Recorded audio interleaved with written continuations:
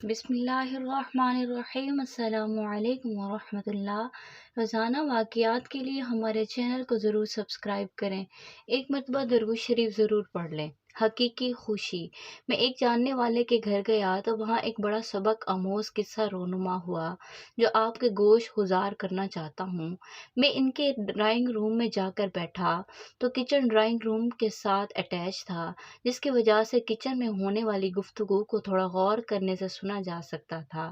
دو خواتین گفتگو کر رہی تھیں، جس سے مجھے اندازہ ہوا کہ دونوں ہی اس گھر کی دلہنیں ہیں۔ ان دونوں کی گفتگو نے مجھے ایک بہت بڑا سبق سکھایا۔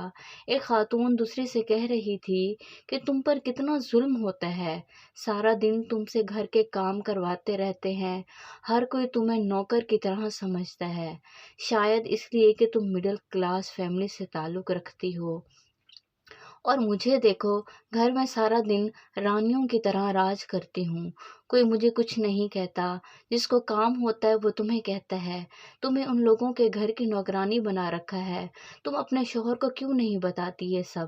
دوسری خاتون نے انتہائی خوبصورت جواب دیا۔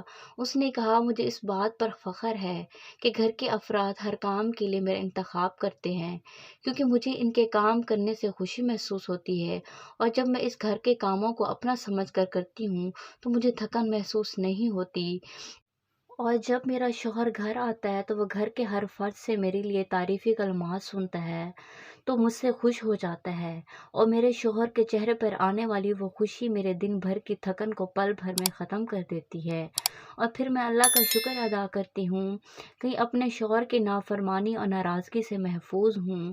اور باقی رہی مڈل کلاس کی بات، تو اللہ کے نزدیک ان کلاسز کی کوئی اہمیت نہیں، وہ اپنے بندے کو تقوی کی بنیاد پر رکھتا ہے، اس لیے میں اپنے شوہر کے نافرمان ہو کر اپنے رب کو ناراض نہیں کرنا چاہتی، اس کے لیے چاہے مجھے کوئی بھی قربانی دینی پڑے۔